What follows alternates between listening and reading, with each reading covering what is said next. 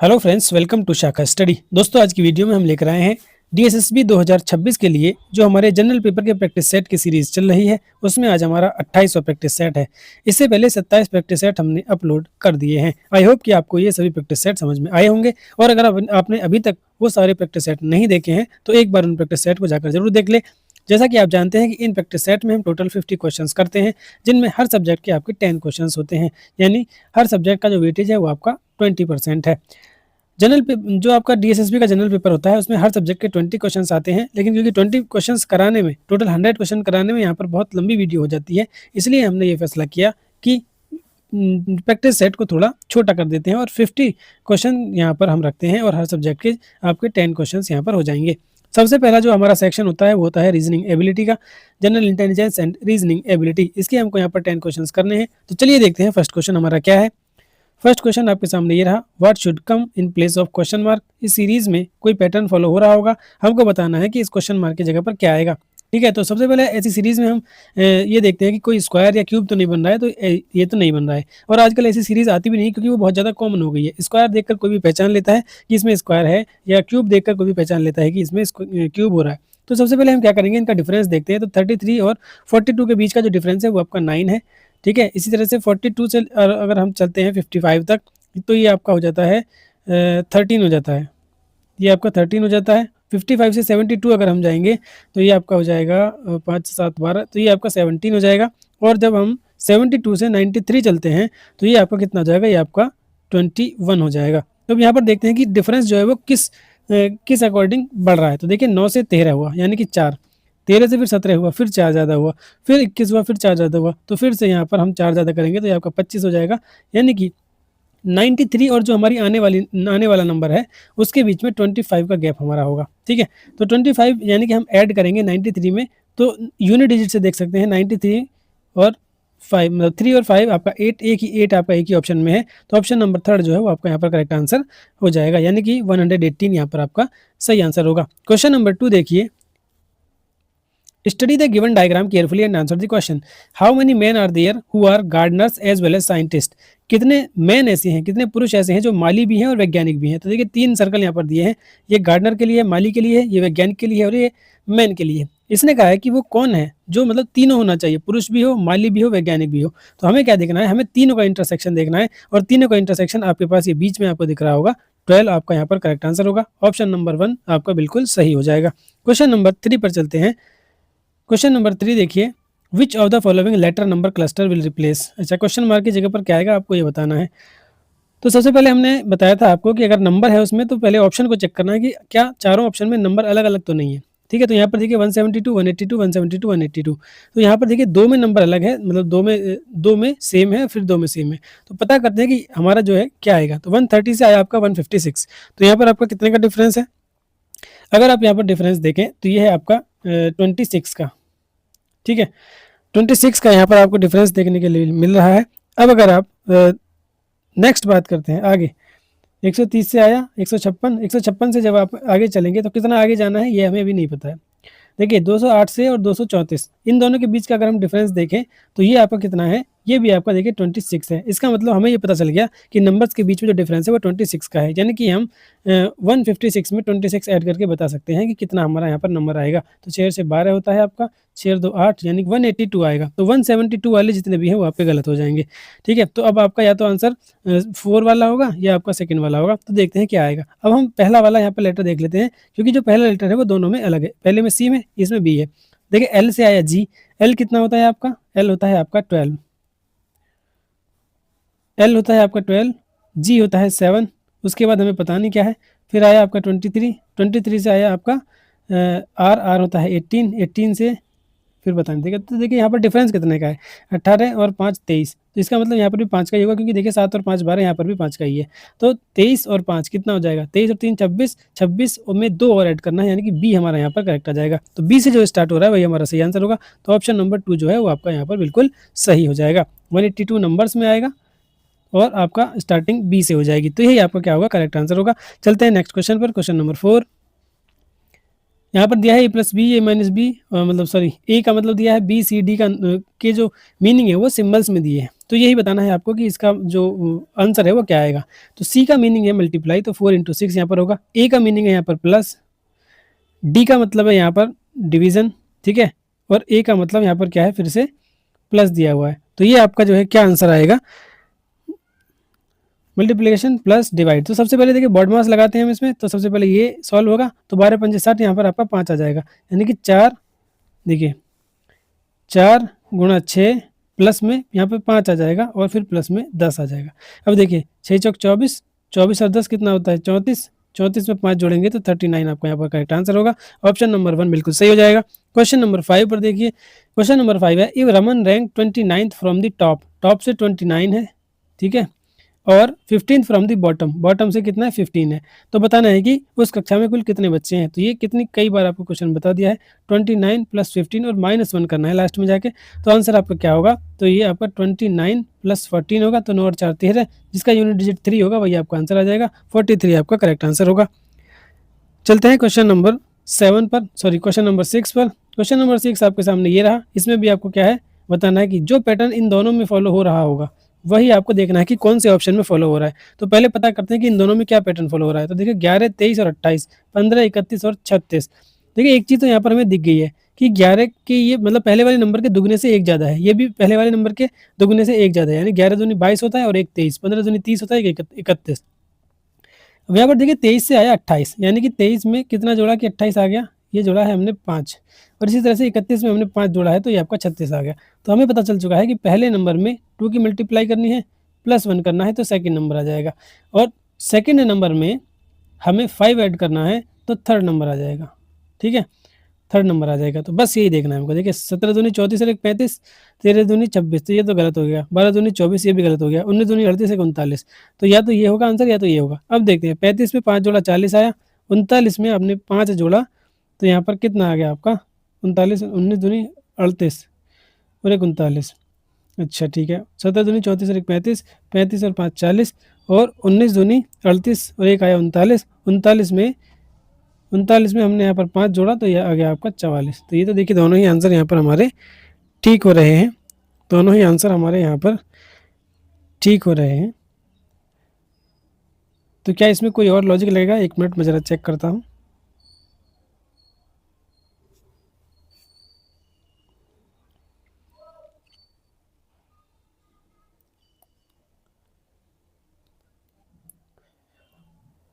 जी हाँ दोस्तों, इसके जो दोनों विकल्प हैं, ये विकल्प आपका 4th और 1st, ये दोनों ही विकल्प ठीक है, ठीक है, ये दोनों ही जो ऑप्शन है ये आपके यहाँ पर ठीक है, क्योंकि सेम पैटर्न को फॉलो करते हैं। 1 इंटू 2 प्लस 1 सेकेंड आ गया, 2 प्लस 5 आपका थर्ड आ गया। यहाँ पर देखिए 19 इंटू 2 प्लस 1 सेकेंड वाला आ गया, और इसमें जब 5 ऐड किया तो आपका ये थर्ड वाला आ गया। तो 1st और 4th ये आपके दोनों ही यहाँ पर करेक्ट आंसर होंगे। चलते हैं क्वेश्चन नंबर 7 पर। क्वेश्चन नंबर 7 है, based on the English alphabetical order, बता ऑड वन आउट आपको बताना है कि इनमें से कौन सा पैटर्न को फॉलो नहीं करता है, बाकी 3 आपके कर रहे होंगे। Z होता है आपका 26, X होता है 24 और C होता है आपका 3, ठीक है। उसके बाद अगला देखते हैं कि इसमें क्या है। K आपका 11 है, I आपका 9 है, N आपका 14 है, S आपका 19 होता है, P आपका 16 होता है, T आपका 20 होता है, और जो लास्ट वाला है D 4 है, B आपका 2 है, G आपका 7 है। तो देखिए ये क्या फॉलो कर रहा है, 24 से यहाँ पर +2 हुआ है, अगर हम लेफ्ट में चलते हैं, 24 से अगर हम राइट में चलते हैं तो फिर यहाँ पर देखिए क्या हुआ है, यहाँ पर +5 हुआ है। 9 से अगर हम यहाँ पर लेफ्ट में चलते हैं तो +2 है, राइट में चलते हैं तो फिर से +5 है। अब यहाँ पर देखिए 16, यहाँ पर देखिए +3 हो रहा है, और यहाँ पर +4 हो रहा है। तो ये अभी तक हमें डिफरेंट दिखा है, क्योंकि इन दोनों में पैटर्न सेम है। यहाँ पर देखिए लेफ्ट में चलते हैं +2, राइट में चलते हैं +5। तो 3 में जो पैटर्न है वो +2 और +5 वाला है, लेकिन जो थर्ड वाला है वो आपका यहाँ पर अलग है, तो यही आपका ऑड वन आउट हो जाएगा, यही समूह से अलग हो जाएगा। तो ऑप्शन 3 आपका यहाँ पर करेक्ट आंसर होगा। चलते हैं नेक्स्ट क्वेश्चन पर। Question number 8, what should come in place of question mark. यहाँ पर भी आपको बताना है कि क्वेश्चन मार्क की जगह पर क्या आएगा, ठीक है। तो हम सबसे पहले क्या है, फर्स्ट वाला ही देख लेते हैं। एल से आया आपका आई, एल होता है 12, आई होता है 9, एफ होता है 6 और सी होता है आपका 3। तो यहाँ पर देखिए 3 का गैप सारे में चल रहा है आपका। अब यहाँ पर भी 3 में से 3 माइनस होगा, 0 आएगा, यानी कि आप जेड पर पहुंच जाएंगे। तो जेड से जो भी स्टार्ट हो रहे हैं वही आपका आंसर हो सकता है, ये एल वाले आपके आंसर नहीं होंगे। अब सेकंड वाला देखते हैं। ई होता है आपका 5, 5 से आया आपका 2, बी होता है 2, 2 से फिर यहाँ पर आपका क्या हुआ, -3 हुआ तो y पर आए, y से -3 हुआ तो 22 आया, 22 से हम -3 होंगे तो 19 आ जाएंगे, यानी कि z के बाद आपका s आएगा। z के बाद s आपका ऑप्शन 4 में है, यही आपका करेक्ट आंसर हो जाएगा। क्वेश्चन नंबर 9 देखिए। क्वेश्चन नंबर 9 आपका स्टेटमेंट और कंक्लूजन वाला है, ठीक है। यहाँ पर आपको मतलब रीजन बताना है। तो जो फर्स्ट वाला आंसर है आप स्टेटमेंट जो है आपका, ये क्या है?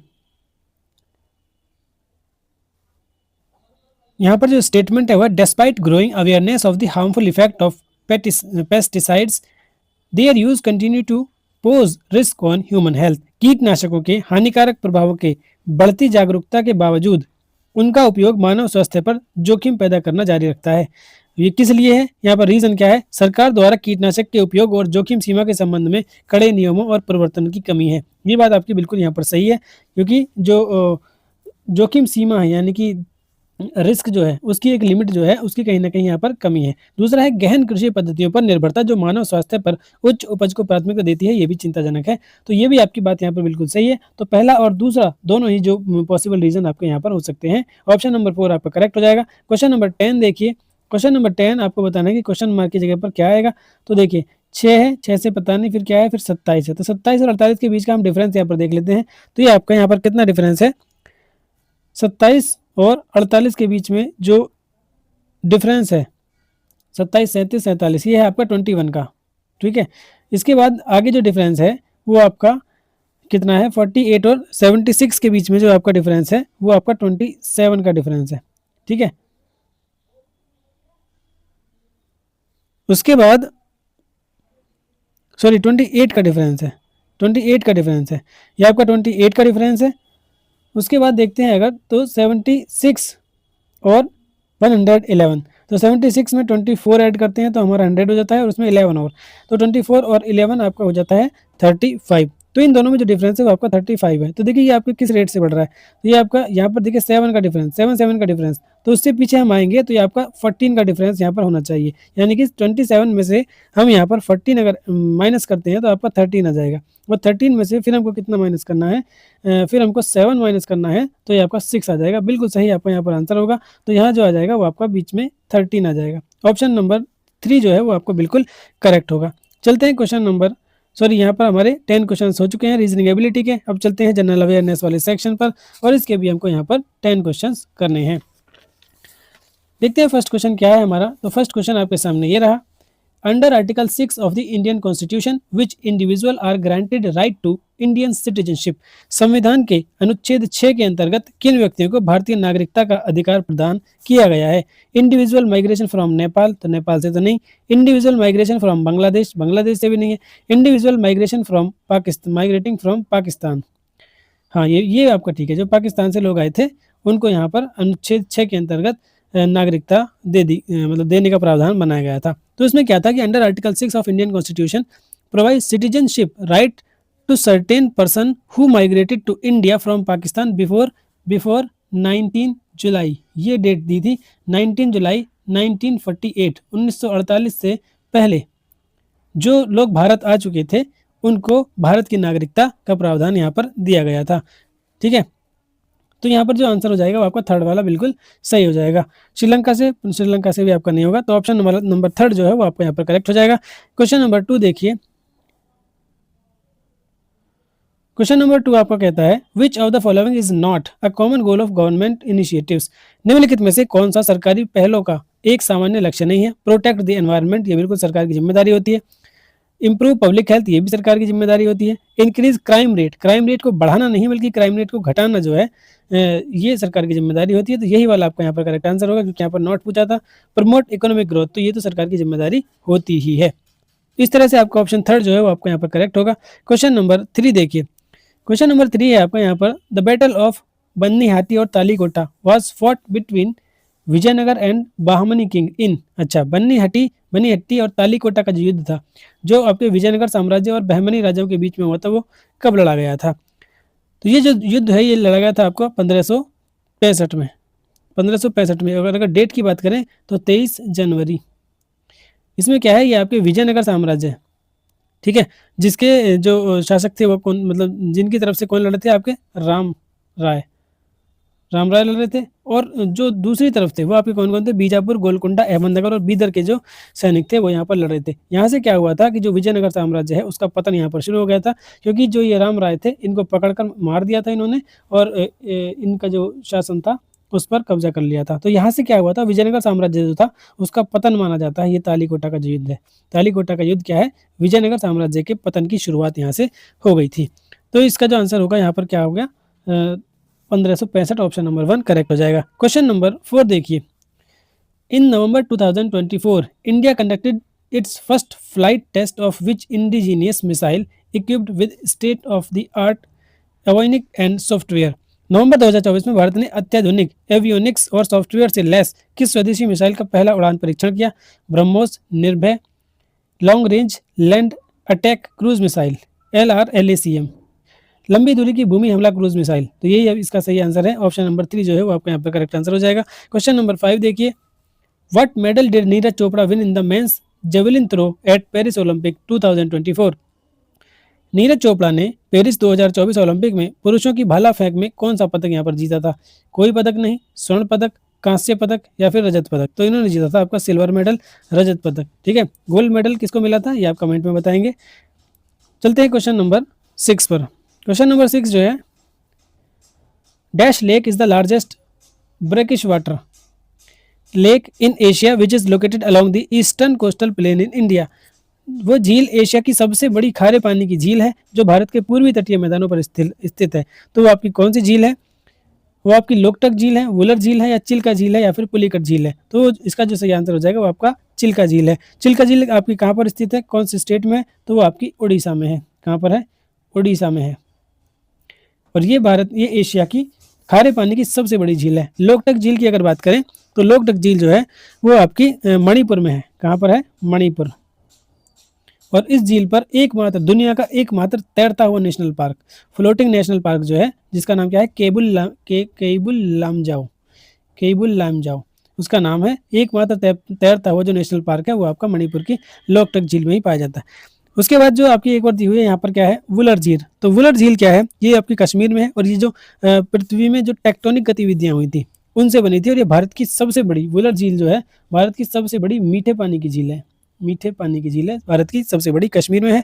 और पुलिकट क्या है आपका, ये आंध्र प्रदेश और तमिलनाडु की सीमा पर है। पुलिकट जो है ये आंध्र और तमिलनाडु की सीमा पर है।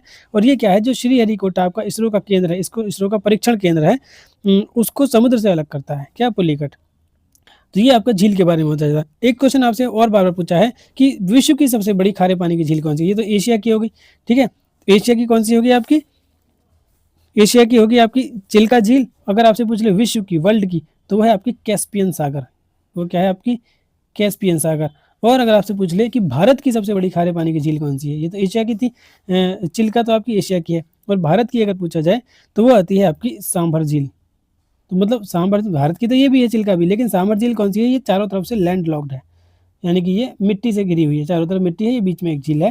तो ये क्या है आपकी सांभर झील जो है राजस्थान में है, और ये लैंड लॉक्ड है, जो सबसे बड़ी पानी खारे पानी की झील है।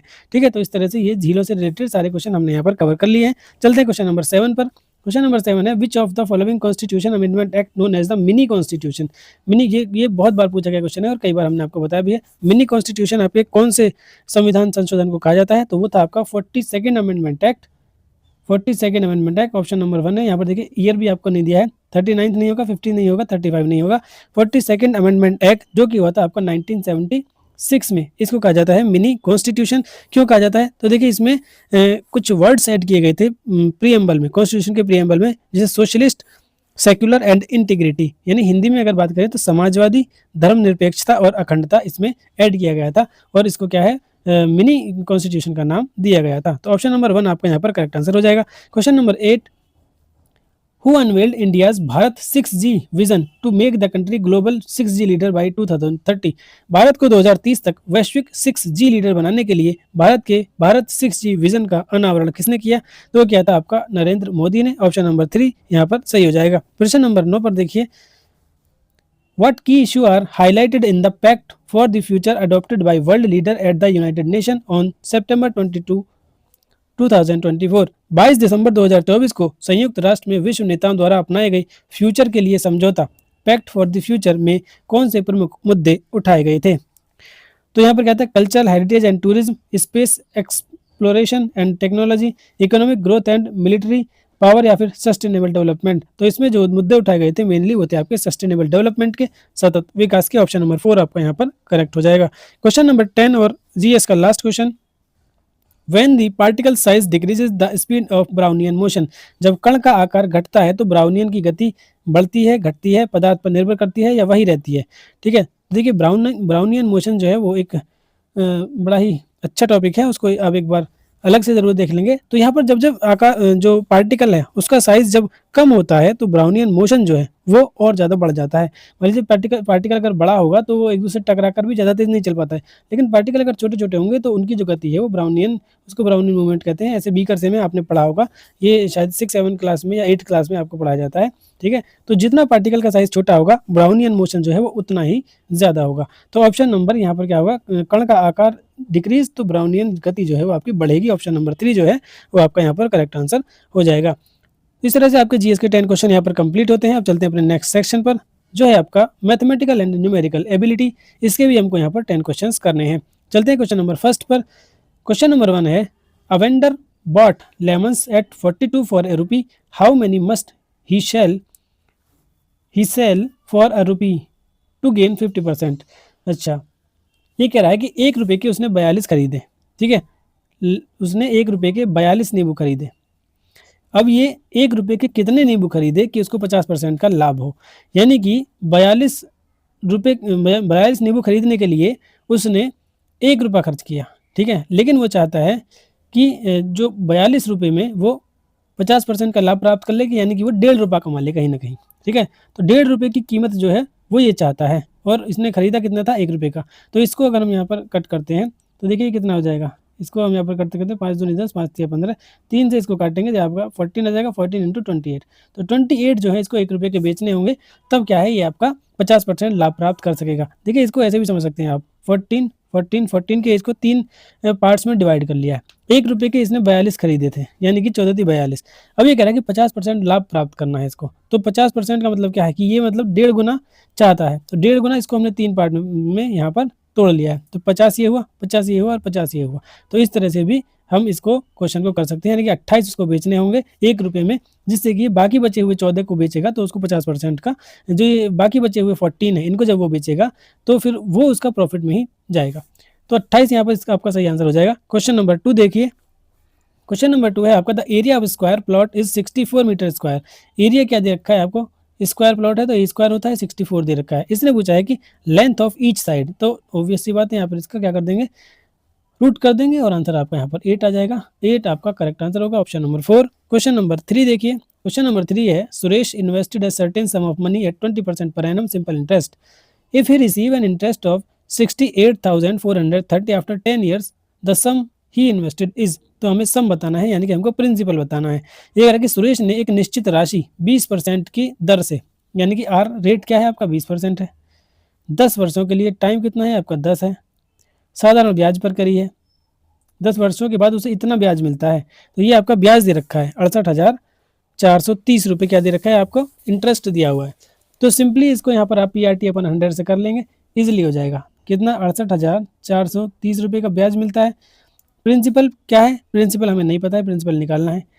पर रेट क्या है, PRT/100 हम जानते हैं, T/100। ठीक है, 2 0 से 2 0 कट जाएगा। अब इसको 2 से काटेंगे, 2 3 6, 2 चौक 8 और 2 दूनी 4। तो देखिए ये वाला ऑप्शन आपका मैच होता जा रहा है, 3 4 2 आ गया और किसी में 3 4 2 नहीं है। तो यही आपका क्या होगा, करेक्ट आंसर हो जाएगा। यानी कि 34,215 रुपये उसने जो है क्या है लिए थे, निवेश किए थे, जो कि 10 साल में 20% पर एनम की रेट से, 20% पर एनम के रेट से उसको 68,430 का जो इंटरेस्ट है वो प्राप्त हुआ था। तो ऑप्शन नंबर 2 आपका करेक्ट होगा। क्वेश्चन नंबर 4 पर देखिए, Kareena and Zarina can paint a house in 14 and 60 days. तो करीना और जरीना, करीना कर सकती है 40 में, जरीना कर सकती है 60 में। तो दोनों का जो आपका LCM आ जाएगा वो कितना आ जाएगा, वो आ जाएगा आपका 120। ठीक है, यहाँ पर 4 तिया 12 और 6 दूनी 12। करीना की कैपेसिटी 3 है, एफिशिएंसी 3 है, और जरीना की जो एफिशिएंसी है वो 2 है। अब इसे एक क्या कहता है कि वो बारी बारी से काम करते हैं, यानी कि एक दिन एक करती है, दूसरे दिन दूसरा करती है। तो ये बारी बारी से काम करते हैं, जिसकी शुरुआत जरीना करती है। जिसकी शुरुआत कौन करती है, जरीना करती है। तो जरीना शुरू करती है, तो वे दोनों घर को कितने दिन में रंग सकते हैं। अब देखिए जरीना ने एक दिन काम किया 2 यूनिट, अगले दिन करीना ने काम किया 3 यूनिट, तो टोटल काम जो 5 यूनिट हो रहा है वो आपका 2 दिन में हो रहा है। ठीक है, 2 यूनिट काम जो है वो आपका 5 यूनिट काम जो है वो आपका 2 दिन में हो पा रहा है, लेकिन हमको काम कितना करना है 120 यूनिट। ठीक है, तो 120 पर पहुंचने के लिए हमें कितने की मल्टीप्लाई यहाँ पर करनी होगी, तो 120 पर पहुंचने के लिए हमें यहाँ पर करनी होगी 24 की मल्टीप्लाई। ठीक है, तो इसमें भी हम 24 की मल्टीप्लाई करते हैं, तो 2 दिन में 5 हो रहा था, तो 24 दूनी 48 दिन में आपका ये पूरा का पूरा 120 यूनिट काम हो जाएगा। तो 848 डेज जो है क्या आपका करेक्ट आंसर हो जाएगा। चलते हैं क्वेश्चन नंबर, या फिर इसको आप देखिए ऐसे भी कर सकते हैं, जैसे 120 हमारा वर्क है, दोनों मिलकर कितना काम करते हैं 5 एक दिन में काम करते हैं। तो देखिए 5 दूनी 10 और ये कितना आया 5 चौक 20, 24 आ गया। लेकिन 24 क्या आया, 24 ये आया जब दोनों एक साथ मिलकर काम कर रहे हैं। लेकिन हमने यहाँ पर क्वेश्चन क्या कह रहा है, क्वेश्चन कह रहा है कि वो बारी बारी से काम करते हैं, बारी बारी से काम करते हैं, यानी कि ये जो 5 यूनिट वर्क है ये आपका 2 दिन में हो रहा है। तो 24 नहीं बल्कि यहाँ पर भी क्या हो जाएगा, इसका ये डबल हो जाएगा। तो 48 आपका यहाँ पर करेक्ट आंसर हो जाएगा। क्वेश्चन नंबर 5 पर चलते हैं। इसमें एक्स की वैल्यू आपको बतानी है, तो आप जानते हैं अनुपात समानुपात में क्या होता है, ये आपका एक रेशो होता है इक्वल टू ये आपका दूसरा रेशो होता है। तो 5.5 upon 16.4 is equal to 11 upon x. ठीक है, तो पॉइंट से पॉइंट हटा, 11 पंजे 55। अब ये क्या आ जाएगा आपका, ये आ जाएगा आपका x is equal to 164 divided by 5। तो ये क्या आ जाएगा आपका 320 मतलब 328 यानी कि 32.8 क्या हो जाएगा आपका करेक्ट आंसर हो जाएगा। देखिए अब ये मैंने इसको कैसे सॉल्व किया इतनी जल्दी, तो मुझे दिख रहा है कि नीचे 5 है, अगर मैं नीचे 2 की मल्टीप्लाई कर दूं तो नीचे 10 आ जाएगा, और यहाँ पर भी 2 की मल्टीप्लाई कर दूं तो नीचे 10 लाने का फ़ायदा क्या है कि देखिए इसको मैंने डबल किया तो 328 आया। अब नीचे मुझे पता है 10 है, तो 10 से इजीली डिवाइड हो जाता है, एक जीरो है तो एक के बाद पॉइंट लगाया, इस तरह से 32.8 आपका यहाँ पर आंसर आ गया है। तो नीचे जब भी आपको 5 वाली डिजिट दिखाई दे तो आप कोशिश करें कि उसको 10 या 100 या 1000 या जितना भी बन सकता है उसको बना लें, और ऊपर भी इतने की मल्टीप्लाई कर दें, तो आंसर आपका बहुत ही आसानी से निकल जाएगा। मतलब ये जो होगा वो आपका डिवाइड करने से कहीं ज़्यादा ईजी हो जाएगा। तो क्वेश्चन इसका जो आंसर हो जाएगा वो आपको क्या है 32.8, ऑप्शन नंबर 1 करेक्ट हो जाएगा। क्वेश्चन नंबर 6 देखिए, क्वेश्चन नंबर 6 है a pipe can fill a tank in 23 hours, another pipe can empty the filled tank in 46 hours. एक पाइप हमने ए मान लिया वो 23 घंटे में भर सकता है, दूसरा पाइप बी है जो 46 घंटे में उसको खाली कर देता है। ठीक है, दोनों का एलसीएम लेंगे 46 आएगा, 23 दूनी 46 और 46 एकम 40, ये माइनस लगा रहा हूँ क्योंकि ये एम्प्टी करता है। अब देखिए दोनों को अगर एक साथ खोला जाए, ये रहा दोनों पाइपों को एक साथ अगर खोला जाए तो कितना समय लगेगा टंकी को भरने में। देखिए 2 भरा जा रहा है लेकिन 1 कम हो जाता है, तो एक मतलब 1 घंटे में कितना वर्क हो रहा है, 2 में से 1 गया, 1 ही काम हो रहा है। टोटल काम हमको 46 करना है तो इसमें 46 ही आवर्स लगेंगे, 46 घंटे ही हमको यहाँ पर लग जाएंगे। ऑप्शन 4 आपका करेक्ट आंसर हो जाएगा। क्वेश्चन नंबर 7, क्वेश्चन नंबर 7 यहाँ पे the list price of refrigerator is 60,800। एक रेफ्रिजरेटर का जो फ्रीज कहते हैं जिसको, सूची मूल्य जो है वो 60,800 है। Is sold to retailer after 2 successive discount, 2 successive discount, 2 क्रमिक छूट देने के बाद 25% और 10% के देने के बाद एक खुदरा विक्रेता को बेच दिया। ठीक है, तो करते हुए चलते हैं 60,800। ऐसा क्वेश्चन हमने पिछले प्रैक्टिस सेट में भी किया है। पहले इसने एक छूट दी 25% की, तो हम इसको 75/100 लिखेंगे। दूसरी जो इसने छूट दी वो दी 10% की, तो ये आपका 90/100 हो जाएगा, यानी कि इतने रुपए में उस खुदरा विक्रेता ने खरीद लिया। खुदरा विक्रेता के लिए ये जो बना ये आपका सीपी बना। ठीक है, उसके बाद खुदरा विक्रेता क्या करता है अपनी दुकान पर लाकर उसको 40% ग्राहक को छूट देता है, और वो चाहता है कि 15% का लाभ कमा ले। तो ये जो आपका सीपी है उसका, यानी कि उसके लिए तो सीपी हुआ, ये जो खुदरा विक्रेता है उसके लिए ये आपका सीपी बना। अब ये चाहता है कि सीपी पर वो 15% का लाभ कमा ले, तो 15% के लाभ का मतलब है 115/100। अब ये जो है ये तो तब की बात होगी जब वो सिर्फ 15% लाभ कमाना चाहता, लेकिन ये कह रहा है कि वो 40% छूट भी देना चाहता है, तो वो अपने रेफ्रिजरेटर का जो कीमत है वो कितने अंकित करे, कितने रखे, तो उसका अंकित मूल्य उसको क्या रखना पड़ेगा। तो ये कह रहा है कि ये जो पूरी वैल्यू है उसको वो 40% छूट देगा, यानी इसको 60 की वैल्यू मानकर चल रहा है, लेकिन 100% हमको जो वैल्यू है उसकी रखनी होगी। तो इस तरह से इस क्वेश्चन को हम यहाँ पर सॉल्व कर लेंगे। ठीक है, पिछले प्रैक्टिस सेट में बिल्कुल इसी टाइप का एक क्वेश्चन हमने कराया था, तो दोनों क्वेश्चंस को आप देखेंगे तो इजीली आपको समझ में आएगा। अब देखिए थोड़ा सा जो कट रहा है कट लेते हैं, 100 से आपका ये 100 कट गया, 2 जीरो से आपकी ये 2 जीरो यहाँ पर कट जाती है, 1 जीरो से 1 जीरो आपकी ये कटी, और उसके बाद हमारे पास क्या बचा है, उसके बाद हमारे यहाँ पर ये कितना है 608 है। तो पहले हम इसको काट लेते हैं 2 से, 5 से भी कट सकता है वैसे तो, 5 से काट देंगे 5 दूनी 10 और 5 तिया 15, और इसको देखिए 5 से तो 12 पंजे 60। अब यहाँ पर इसको काटते हैं हम 3 से, 3 चौके 12 और 3 तिया 9, ये आपको कट गया। अब इसको 4 से हम यहाँ पर काट लेते हैं, तो 4 एकम 4, 20 बचा, 4 पंजे 20 और 4 दूनी 8। 152 इंटू 75 इंटू 3 इंटू 23, ये हमारा यहाँ पर क्या है बन रहा है, ये यहाँ पर क्या है हमारा बन रहा है। तो देखिए क्या बन रहा है हमारा 152 इंटू 75 इंटू 3 इंटू 23, ठीक है, ये हमारा यहाँ पर बचा हुआ है। अब जब हम इसको सॉल्व करेंगे, जब इसको हम सॉल्व करेंगे, अच्छा नीचे आपका 10 भी बचा हुआ है, देखिए नीचे आपका क्या है 10 भी बचा हुआ है। तो इसकी जब आप मल्टीप्लाई करेंगे तो मल्टीप्लाई करके ये टोटल कितना आएगा, देखिए मैंने मल्टीप्लाई क्योंकि कर ली है, तो ये आया आपका 78660, और नीचे आपका 10 है तो 10 से एक जीरो आपकी कट जाएगी, तो 78660 जो होगा वो आपका करेक्ट आंसर होगा। 78660 आपका यहाँ पर करेक्ट आंसर हो जाएगा। ऑप्शन नंबर 2 बिल्कुल सही होगा। क्वेश्चन को एक बार फिर से देख लेंगे, इस चीज़ को आपको समझने में थोड़ा सा टाइम लग सकता है, लेकिन एक बार समझ जाएंगे तो आपको इजीली ये चीज़ आ जाएगी, ठीक है। चलते हैं क्वेश्चन नंबर 8 पर। क्वेश्चन नंबर 8 आपके सामने ये रहा, at what rate percent per annum will a certain sum of money multiply itself by 39 times in 2 years, the interest being compounded annually, ठीक है। Give your answer correct to 1 decimal place. किस वार्षिक प्रतिशत दर पर एक निश्चित राशि 2 वर्षों में स्वयं का 39 गुना हो जाती है, जबकि ब्याज वार्षिक रूप से चक्रवृद्धि होता है। तो चक्रवृद्धि ब्याज का फॉर्मूला, कंपाउंड इंटरेस्ट का फॉर्मूला हम सभी जानते हैं, A is equal to P into 1 plus are upon 100 to the power N, N या टी जो भी आप लें, ठीक है। तो यहाँ पर क्या है, प्रिंसिपल अगर पी है, प्रिंसिपल अगर पी है तो अमाउंट आपका 39 पी हो जाता है 2 सालों में, ठीक है। तो ये आपका यानी कि अमाउंट हो गया, ये आपका प्रिंसिपल हो गया। तो A is equal to P into, A equal to क्या है 39 पी है, A is equal to P into 1 plus R क्या है, आर हमें भी पता नहीं है, R upon 100 to the power N, N या टी, तो टी हमारा 2 ईयर्स 2 साल के लिए। पी से आपका पी यहाँ पर कट जाएगा, तो 39 का रूट, ये 2 आपका इधर रूट में आ जाएगा, is equal to 1 plus are upon 100। तो 39 का अंडर रूट जो होगा वो आपका क्या हो जाएगा, वो आपका यहाँ पर देखिए 36 के आसपास है ये, तो ये 6 पॉइंट समथिंग आएगा। तो ये इसकी जो एग्जैक्ट वैल्यू आएगी वो आपकी 6.244 is equal to 1 plus are upon 100 आएगी, ठीक है। तो r upon 100 is equal to 5.244, r is equal to 524.4, ये जो है आपकी क्या आ जाएगी रेट आ जाएगा। इस रेट पर अगर वो पैसा देगा तो चक्रवृद्धि ब्याज जो है आपका 2 साल में 39 गुना हो जाएगा, ठीक है। 524.4, ऑप्शन नंबर 3 जो है वो आपका यहाँ पर करेक्ट आंसर हो जाएगा।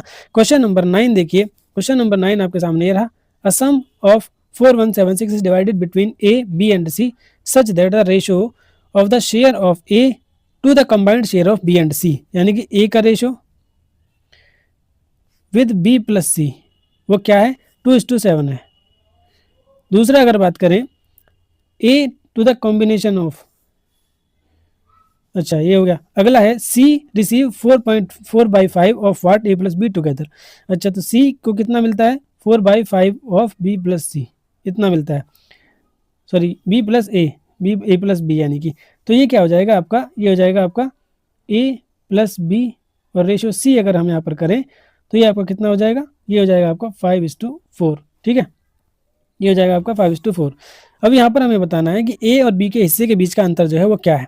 तो यहाँ से हम क्या है ए निकाल लेंगे, क्योंकि टोटल आपका कितना हो रहा है 9 हो रहा है, ए बी सी का हमें ए का बताना है। ए का आपका 2 है, टोटल 9 है, और वैसे कितना दिया हुआ हमें रुपये में 4176, इसको 9 से काटेंगे तो आ जाएगा 9 चौक 36, और 9 चौक 36 के बाद आपका 57, 9 चौक 54, फिर से 9 चौक 36, तो इसकी 2 में मल्टीप्लाई, 2 4 8, 2 6 12, और यहाँ पर 928 जो होगा वो आपका ए का हिस्सा आ गया। अब हमें बी का हिस्सा और निकालना है, और बी का हिस्सा निकाल करके हम क्या करेंगे कि जो ए और बी के का डिफरेंस यहाँ पर बता देंगे। तो देखिए ए प्लस बी का जो हिस्सा है वो आपका कितना है 5 है, और सी का 4 है, तो यहाँ पर क्या हो जाएगा ए प्लस बी का हम निकाल लें तो 5/4 इंटू में फिर से 4176, 5/9 आएगा, क्योंकि टोटल से डिवाइड करना है। तो ये आपका 464 बार कट जाएगा, 464 बार कटेगा, तो ये आपका कितना आ जाएगा 2320, ठीक है। ये किसका आ गया हमारा, ये ए प्लस बी का आ गया, ए प्लस बी का ये आ गया, और ए का हमारे पास ऑलरेडी 928 आया हुआ है, ठीक है। तो यहाँ से हम क्या निकाल लेंगे, यहाँ से हम बी का निकाल लेंगे, यहाँ से हम बी का निकाल लेंगे, तो 2320 में से हम क्या माइनस कर देंगे 928 माइनस कर देंगे, 928, तो अब हमारा क्या है, बी का आ जाएगा। तो बी का आपका कितना आएगा, 1392। 1392 जो है वो आपका यहाँ पर बी का हिस्सा आ जाता है। अब ये कह रहा है कि ए और बी के हिस्से का जो डिफरेंस है वो क्या है। ए आपका 928 है, ए का हिस्सा कितना है 928, बी का है 1392, तो इन दोनों का जो डिफरेंस होगा वो आपका क्या आ जाएगा, वो आ जाएगा आपका 464। इसको जब आप सब्ट्रैक्ट करेंगे 1392 और 928 को जब आप सब्ट्रैक्ट करेंगे तो 464 आएगा। ऑप्शन नंबर 4 जो है वो आपका यहाँ पर करेक्ट आंसर हो जाएगा। चलते हैं क्वेश्चन नंबर 10 पर। क्वेश्चन नंबर 10 आपके सामने ये रहा, फाइंड द सम। अच्छा, इसका सम बताना है आपको, 4/10, 5/100, 6/1000, 8/10,000, 9/1,00,000। अच्छा, तो इसको पहले पॉइंट में चेंज कर लेते हैं। तो देखिए 4 के नीचे एक जीरो है तो एक के बाद पॉइंट आएगा, 5 के बाद 2 जीरो है तो 2 के बाद पॉइंट, इसी तरह 3 के बाद है तो 0.006 आएगा, और आगे फिर 0.0008 आएगा, और जो अगला है वो 0.00009 आएगा। अब देखिए क्योंकि पॉइंट जो है वो एक आगे पीछे होता जा रहा है, मतलब एक बढ़ता जा रहा है, तो सीधा सीधा जो हमारा ऐड हो जाएगा 0.45689 जो होगा वो आपका करेक्ट आंसर होगा।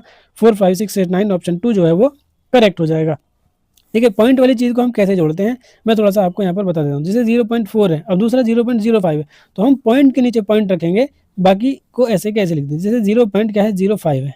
ठीक है, देखिए क्योंकि ऊपर खाली बचा है तो यहाँ पर हम 0 लगा देंगे। अगला जैसे 0.006 है, तो 0 पॉइंट की जगह को हम नहीं बदलेंगे, पॉइंट के नीचे पॉइंट लिखेंगे, 0.006 है। अब ये यहाँ पे खाली बचा तो यहाँ पे 0 लगा देंगे। तो इस तरह से इनको ऐड किया जाता है। क्वेश्चन नंबर 10 का ऑप्शन आपका 2 जो है वो करेक्ट हो जाएगा। चलते हैं अपने क्वेश्चन, इस तरह से 10 क्वेश्चन आपके यहाँ पर मैथमेटिक्स से कंप्लीट होते हैं। चलते हैं इंग्लिश वाले सेक्शन पर, और इंग्लिश के भी हमको यहाँ पर 10 क्वेश्चन करने हैं।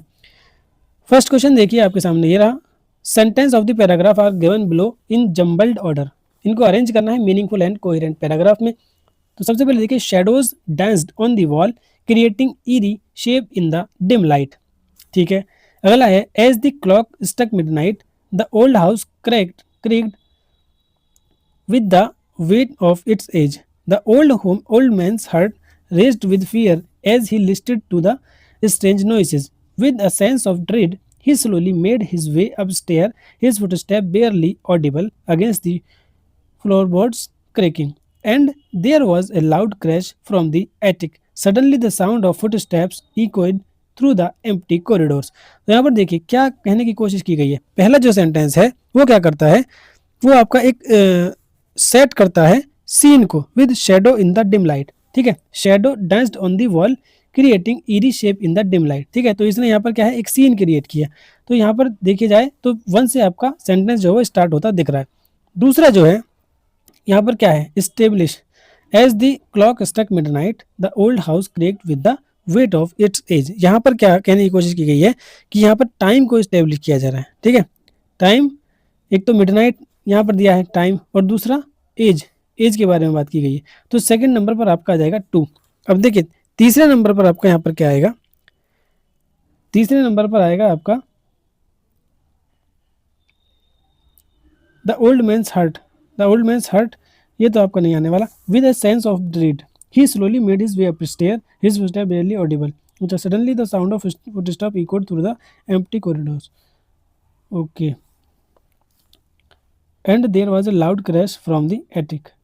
तो यहाँ पर इसके बाद जो आएगा आपका वो आएगा 6 वाला, suddenly the sound of foot steps. तो 1 to 6, 1 to 6 आपका 1 to 6 जो है आपका एक ही ऑप्शन में है, तो यही आपका करेक्ट आंसर हो जाएगा। इस तरह के क्वेश्चन में आपको सारा नहीं बनाना होता है, बस पहले 2-3 बना लेंगे तो वही से आपका आंसर जो है आ जाएगा। तो यहाँ पर 4th वाला जो होगा वो आपका करेक्ट आंसर होगा। क्वेश्चन नंबर 2 देखिए, select the option that can be used as one word substitution. A person who is excessively fond of eating and drinking, खाने और पीने का बहुत ज़्यादा शौकीन होता है, बहुत ज़्यादा एक्सेसिवली यहाँ पर वर्ड यूज हुआ है, तो उसको कहते हैं ग्लटन। पहला जो है वो आपका सही आंसर हो जाएगा। ग्लटन का मतलब होता है जो बहुत अधिक खाने वाला होता है, इसको पेटू नाम से भी आप कह सकते हैं, पेटू।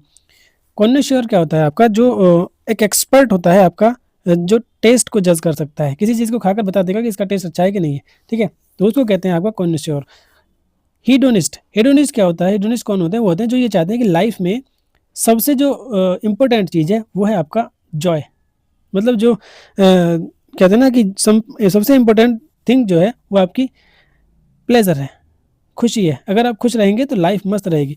तो ये जो होते हैं आपके हेडोनिस्ट होते हैं। और गवर्नमेंट जो होता है वो आपको कौन होते हैं, गवर्नमेंट वो पर्सन होते हैं जो जो फूड को एंजॉय करते हैं और खाने पीने की चीज़ों के बारे में बहुत ज़्यादा जानते हैं। उनसे कुछ भी पूछ लो कि वहाँ का क्या फेमस है, ये है, मैंने खाया है, यहाँ खाया है। मतलब बहुत ज़्यादा इंटरेस्ट रखने वाला खाने पीने की चीज़ों में, उनके बारे में बात करने वाले को गवर्नमेंट कहते हैं। और बहुत ज़्यादा खाने वाले को, जो अधिक खाने और पीने का शौकीन है, उसको ग्लटन कहते हैं। तो कभी कभी ग्लटन और गवर्नमेंट में कन्फ्यूजन हो जाता है, तो इस कन्फ्यूजन को आप थोड़ा सा डिफ्रेंशिएट करेंगे। यहाँ पर जो ऑप्शन होगा वो फर्स्ट वाला आपका करेक्ट हो जाएगा।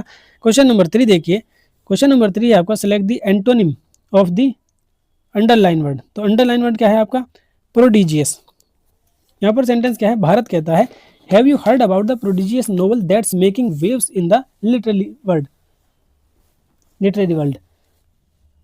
ये कहता है Nishant, no I haven't, I am more inclined towards exploring works that are dash. अच्छा, यानी कि इसका एंटोनिम हमको यहाँ पर फिट करना है, वेयर द इम्पैक्ट इज सबल rather than larger than life novel that dominate the bestseller list। तो यहाँ पर देखिए प्रोडिजियस का मतलब क्या होता है? जो आपका रिमार्केबली और इम्प्रेसिवली ग्रेट होते हैं, ठीक है, साइज में हो या आपका डिग्री में हो, यानी एक तरह से कह सकते हैं कि जो एक्स्ट्रा ऑर्डिनरी चीज़ होती है उसको प्रोडिजियस कहते हैं। तो इसका जो यहाँ पर अपोजिट हो जाएगा वो क्या? सेंटिमेंटल होगा। सेंटिमेंटल तो नहीं होगा, एक्साइटिंग भी नहीं होगा, एनेक्डोटल भी नहीं होगा।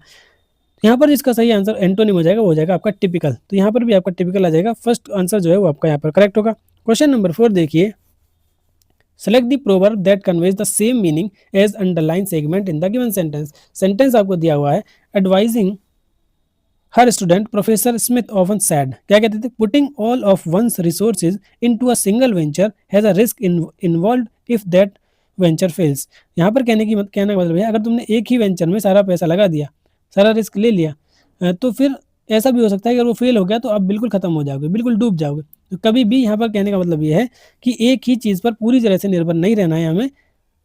हमें प्लान बी भी सोचकर चलना चाहिए। अगर एक प्लान में फेल हो जाते हैं तो सेकंड प्लान हमारा क्या है वो ज़रूर हमको सोचना चाहिए। तो यहाँ पर कौन सा प्रोवर्ब जो है वो इस बात को कहता है? Every cloud has silver lining. इसका मतलब तो होता है कि मतलब बैड सिचुएशन में भी अच्छी चीज़ को तलाश करना, ठीक है। हिडन जो बैड थिंग्स होती हैं उनके कहीं ना कहीं हिडन बेनिफिट्स होते हैं, तो ये तो नहीं होगा। Don't put all your egg in one basket. ये आपका यहाँ पर एकदम सही बताया गया कि सारे एग्स जो है उनको एक ही बास्केट में मत रखिए। हो सकता है बास्केट हाथ से छूट जाए और सारे जो एग हैं वो खराब हो जाए या फूट जाएँ। तो अगर आप अलग अलग बास्केट में रखेंगे तो अगर मान लीजिए एक गिर भी जाएगी तो दूसरी वाले जो होंगे वो सेफ होंगे। तो यही इसका कहने का यहाँ पर मतलब था। तो ऑप्शन सेकंड आपका बिल्कुल सही हो जाएगा।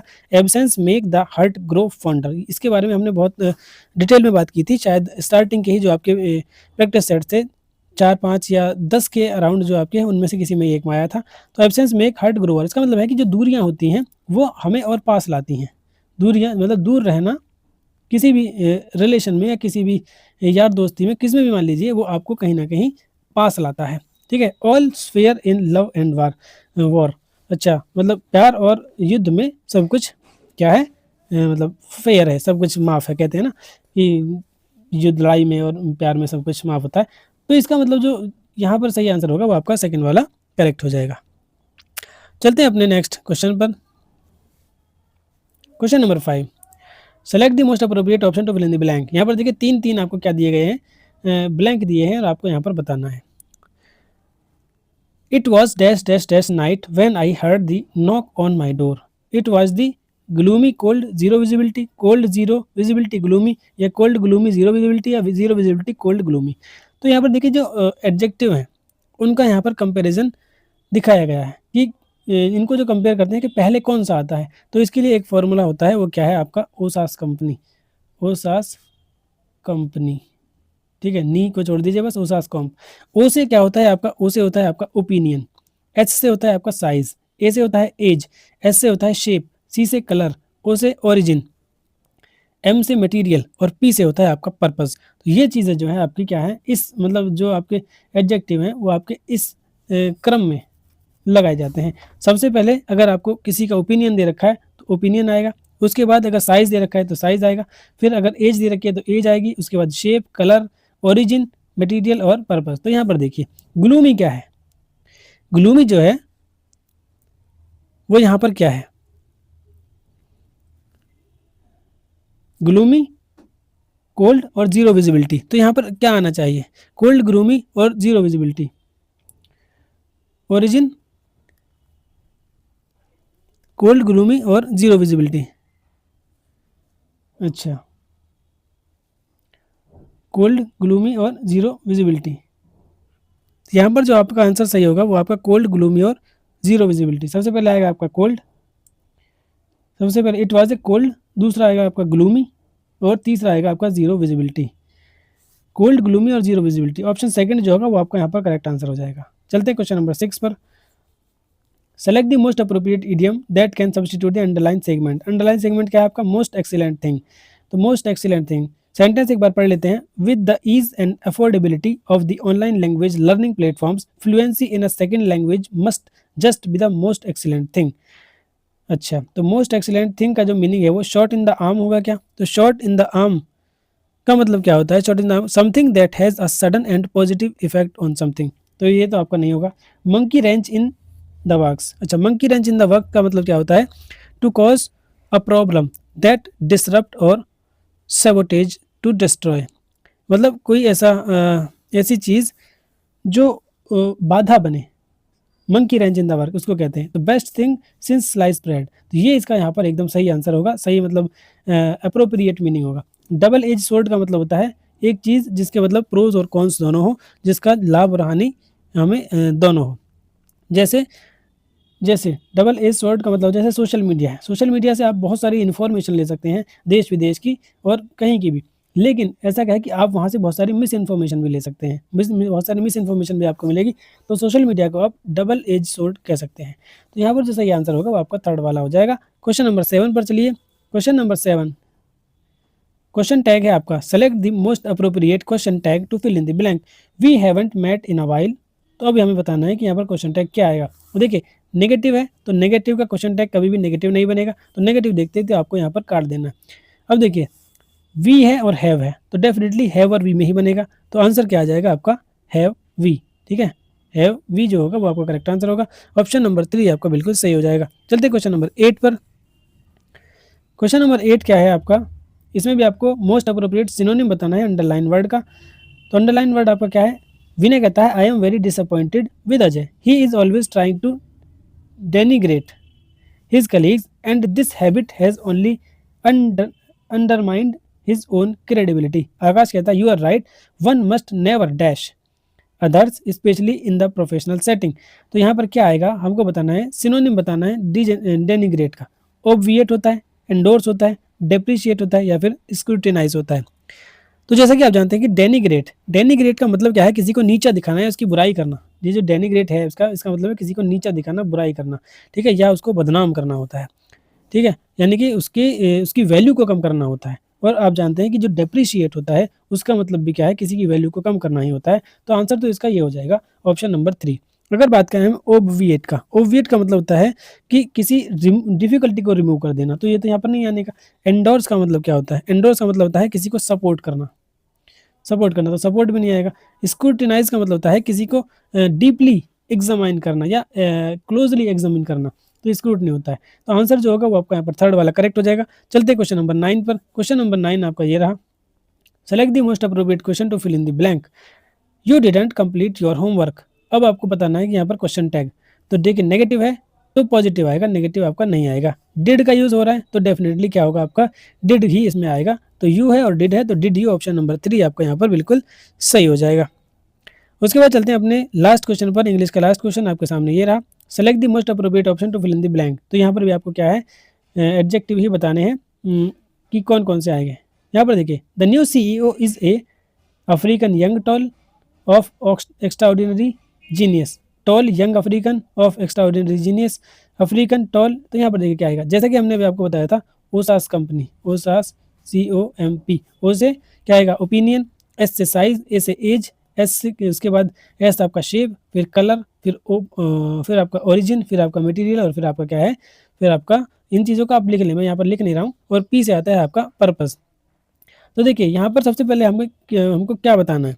सबसे पहले अगर हम देखते हैं अफ्रीकन है, यंग है और आपका टॉल है। तो यंग तो कहीं ना कहीं आपका एज है, तो यंग तो आपका यहाँ पर आ गया एज के सामने। टॉल क्या है? टॉल जो है वो आपका साइज है। तो टॉल क्या है? आपका साइज है, वो आपका यहाँ से आ जाएगा। और जो आपका अफ्रीकन है ये क्या है? आपका ओरिजिन है, तो इस तरह से आप इनको यहाँ पर डिस्ट्रीब्यूट कर लेंगे। तो सबसे पहले क्या आएगा? आपका टॉल आएगा, फिर यंग आएगा और फिर आपका अफ्रीकन आएगा। तो टॉल, यंग, अफ्रीकन, ऑप्शन 2 जो है वो आपका बिल्कुल सही हो जाएगा।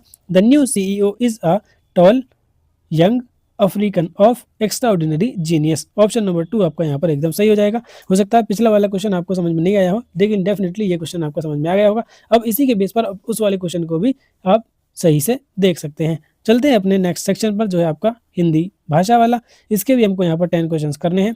10 क्वेश्चन आपके यहाँ पर हैं। फर्स्ट क्वेश्चन देखिए, दिए गए प्रश्नों में विभिन्न खंडों में विभाजित एक कथन दिया गया है। एक सुसंगत कथन बनाने के लिए सभी खंडों को पुनर्व्यवस्थित करना है। मैं विश्वास की यह साइकिल मेरी है के साथ कह सकता हूँ। यहाँ पर देखिए सीधे से दिख रहा है, मैं विश्वास के साथ कह सकता हूँ। तो मैं विश्वास, एक नंबर ये के साथ कह सकता हूँ कि ये साइकिल मेरी है। यानी कि पहले आपका डे आएगा, अड़े आएगा, उसके बाद दूसरे नंबर पर खे आएगा। ठीक है, तो देखिए एक ही ऑप्शन में है आपका ऑप्शन नंबर 3 जो है आपका बिल्कुल सही हो जाएगा। मैं विश्वास के साथ कह सकता हूँ कि ये साइकिल मेरी है। प्रश्न नंबर 2 देखिए, दिए गए प्रश्न में विभिन्न खंडों में विभाजित एक कथन दिया गया है, सुसंगत करना है। छांव से बरगद और घनी हमें बहुत सुख मिला पीपल की। तो यहाँ पर देखिए क्या कहने की कोशिश की गई, बरगद और पीपल की घनी छांव से हमें बहुत सुख मिला। तो बरगद और पीपल की घनी छांव से हमें बहुत सुख मिला। ठीक है, तो ये आपका यहाँ पर सही हो जाएगा। सबसे पहले आएगा आपका घे से आएगा आपका के, तो घे और के देखिए आपका एक ही ऑप्शन में है, यहीं से आपका आंसर जो आ जाएगा और ज़्यादा आपको देखने की जरूरत भी नहीं पड़ेगी। तो ऑप्शन 3 आपका बिल्कुल सही होगा। प्रश्न नंबर 3 देखिए, यहाँ पर आपको कारक लगाना है। तो निम्नलिखित विकल्पों में से उचित विकल्प का चयन करना है। ये सोने डैश कंगन है, सोने में कंगन है, सोने के कंगन है, सोने के लिए कंगन है, या फिर सोने को कंगन है। तो डेफिनेटली यहाँ पर आपका जो आंसर आएगा ये सोने के कंगन है। ऑप्शन नंबर 2 आपका सही हो जाएगा। ये आपका है आएगा यहाँ पर। ठीक है, अंक की बिंदी रह गई है। क्वेश्चन नंबर 4 देखिए, क्वेश्चन नंबर 4 जो है आपका, निम्नलिखित विकल्पों में से उचित विकल्प का चयन करना है। राम डैश पुस्तक लानी है, राम के लिए पुस्तक लानी है, राम पर पुस्तक लानी है, राम द्वारा पुस्तक लानी है, राम के पुस्तक लानी है। तो ऑब्वियसली इसका आंसर राम के लिए पुस्तक लानी है। ऑप्शन 1 आपका एकदम सही हो जाएगा। प्रश्न नंबर 5 देखिए, निम्नलिखित विकल्पों में अर्थानुसार उचित मुहावरे को चुनना है। दुख से हैरान होना, दुख से हैरान होने का मतलब क्या है, हाथ मलते रह जाना। तो हाथ मलते रह जाने का मतलब क्या होता है, पछतावा होना। तो ये तो इसका आंसर नहीं होगा। हाथों के तोते उड़ जाना, जी हाँ, हाथ डालने का अगर मतलब है तो कोई नया बिजनेस या कोई नया धंधा शुरू करना। ठीक है, नया, तो ये भी नहीं होगा। दुख से हैरान होना। हाथ साफ करना, हाथ साफ करने का मतलब क्या होता है, हाथ साफ करना मतलब कोई चीज चुरा लेना, चुपके से गायब कर देना। आप जानते हैं हाथ साफ करने का मतलब। तो जो ऑप्शन 2 है, हाथों के तोते उड़ना, इसका ये मतलब होता है दुख से हैरान हो जाना। ठीक है, ऑप्शन सेकंड जो होगा वो आपका यहाँ पर करेक्ट आंसर होगा। प्रश्न नंबर 6 देखिए, प्रश्न नंबर 6 आपका, रेखांकित शब्द के विलोम हेतु उचित विकल्प बताइए। शरीर नश्वर है। ठीक है, तो नश्वर का मतलब क्या है, नश्वर का मतलब है कि एक न एक दिन नष्ट होना है, इसको जो है नष्ट होना है। विलोम शब्द का इसका विलोम बताना है। तो नष्ट का जो विलोम होगा, जो एक मतलब जो नष्ट हो जाए। और अमर क्या होता है, अमर क्या होता है आपका जो हमेशा जीवित रहे। ठीक है, तो देखिए नष्ट तो इसका सिनोनिम हो गया, नाशवान भी इसका सिनोनिम हो गया, पर्यायवाची हो गया। तो ये दोनों तो नहीं होंगे। अमर और चिरंतन, इन दोनों का लगभग सेम ही मीनिंग होता है। इसका मतलब भी जो ना मरे कभी, और इसका मतलब भी जो हमेशा से हो और हमेशा तक रहे होता है। लेकिन व्याकरणिक दृष्टि से अगर देखें तो इसका जो सही उत्तर होगा वो आपका चिरंतन होगा। ठीक है, इसका जो सही उत्तर होगा वो क्या होगा, आपका चिरंतन होगा। चिरंतन क्या होता है, आपका जो शाश्वत है, जो आपका शाश्वत है। ठीक है, यानी हमेशा से है और हमेशा रहने वाला है, वो आपका चिरंतन होता है। तो नश्वर का अपोजिट क्या हो जाएगा, विलोम क्या हो जाएगा, चिरंतन। सही आंसर होगा। प्रश्न नंबर 7 देखिए, प्रश्न नंबर 7 है, निम्नलिखित विकल्पों में से उचित विकल्प चयन करके वाक्य को पूरा करना है। वह पेड़ की डाल गिर पड़ा, के लिए गिर पड़ा, की गिर पड़ा, में गिर पड़ा, या फिर से गिर पड़ा। तो वह पेड़ की डाल से गिर पड़ा। ठीक है, ये बिल्कुल ऐसा ही है जैसा पेड़ से पत्ता गिरा। तो यहाँ पर कारक आपका से आएगा। और ये कौन सा कारक हो जाएगा, देखिए जहाँ पर अलग होने की बात होती है तो वहां पर आपका अपादान कारक आता है। तो ये अपादान कारक का उदाहरण है, वह पेड़ की डाल से गिर पड़ा। ये आपका ऑप्शन नंबर 4 आपका यहाँ पर बिल्कुल सही हो जाएगा। प्रश्न नंबर 8 देखिए, निम्नलिखित वाक्यों में से शुद्ध वाक्य का चयन करना है। यह है ज्योतिषना, ज्योतिषना की स्पेलिंग मतलब वर्तनी ये नहीं है, ये भी नहीं है, ये सही है, ये भी नहीं है। तो ज्योत से ने आ। ठीक है, ते और से दोनों आपके यहाँ पर आधे होते हैं। तो ये जो हो जाएगा आपका यहाँ पर बिल्कुल सही हो जाएगा। ज्योत्सना का मीनिंग क्या होता है, तो होता है चांद की जो रोशनी होती है उसको ज्योत्सना कहते हैं। चांद की रोशनी, जिसको क्या चांदनी भी कह सकते हैं आप। ये हो जाएगा आपका सही उत्तर, ऑप्शन नंबर 3। प्रश्न नंबर 9 देखिए, प्रश्न नंबर 9 है आपका, जिसे देखना कठिन हो, जिसे देखना कठिन हो उसे क्या कहते हैं, कुलह, दुष्यंत, अंधकार, या फिर दुष्प्रेक्ष। ऑप्शन 3 आपका यहाँ पर बिल्कुल सही होगा। जिसे देखना कठिन हो उसे दुष्प्रेक्षण कहते हैं। चलते हैं प्रश्न नंबर 10 और हिंदी का लास्ट और इस प्रैक्टिस सेट का भी आखिरी प्रश्न है ये। निम्नलिखित विकल्प में से उचित विकल्प का चयन करना है। चाकू डैश तरकारी काटो, चाकू को तरकारी काटो, चाकू के लिए तरकारी काटो, चाकू से तरकारी काटो या फिर चाकू ने तरकारी काटो। ऑप्शन नंबर 3 जो होगा वो आपका यहाँ पर बिल्कुल सही हो जाएगा, चाकू से तरकारी काटो। ये बिल्कुल सही आपका सेंटेंस बनेगा। तो इस तरह से आपके ये 10 क्वेश्चन कंप्लीट होते हैं हिंदी भाषा के और इस पूरे प्रैक्टिस सेट के 50 प्रश्नों को हमने यहाँ पर कंप्लीट कर लिया है। ये सारे के सारे जो भी प्रश्न थे ये आपके डीएसएसबी के प्रोटेक्शन ऑफिसर जो कि जुलाई 2025 में हुआ था इस प्रश्न पत्र से लिए गए थे। ये यानी कि सारे के सारे आपके प्रीवियस ईयर क्वेश्चंस ही थे। ठीक है, तो इससे आपको आइडिया हो जाएगा कि किस टाइप के क्वेश्चन जो है आपके डीएसएसबी के जनरल पेपर में पूछे जाते हैं। ये सारे के सारे क्वेश्चन हमने जितने भी अभी तक प्रैक्टिस सेट कराए हैं ये आपका 28वां प्रैक्टिस सेट है। सभी प्रश्न आपके किसी न किसी डीएसएसबी के पेपर से ही लिए गए हैं जो पहले आपके हो चुके हैं 2025 में, या कुछ हमने लिए थे जो 2024 के भी आपके प्रश्न थे। तो दोस्तों आई होप कि ये प्रैक्टिस सेट आपको की सीरीज जो है आपको पसंद आ रही होगी। अगर आपको पसंद आ रही है तो वीडियो को लाइक करके चैनल को सब्सक्राइब जरूर कर दें और अपने दोस्तों तक भी इसको जरूर पहुंचा दें। ऐसा होता है कि जब पेपर में 1 या 2 दिन रहता है तो वीडियो फिर उनके पास पहुंचती है और फिर उनको पछतावा होता है कि ये वीडियो हमें पहले क्यों नहीं मिली थी। तो आपसे यही रिक्वेस्ट है कि अपने दोस्तों तक भी अपने ग्रुप्स में इन वीडियोज़ को शेयर कर दें जिससे कि ज़्यादा से ज़्यादा लोगों तक ये पहुँच सके। तो मिलते हैं नेक्स्ट वीडियो में नेक्स्ट प्रैक्टिस सेट के साथ, तब तक के लिए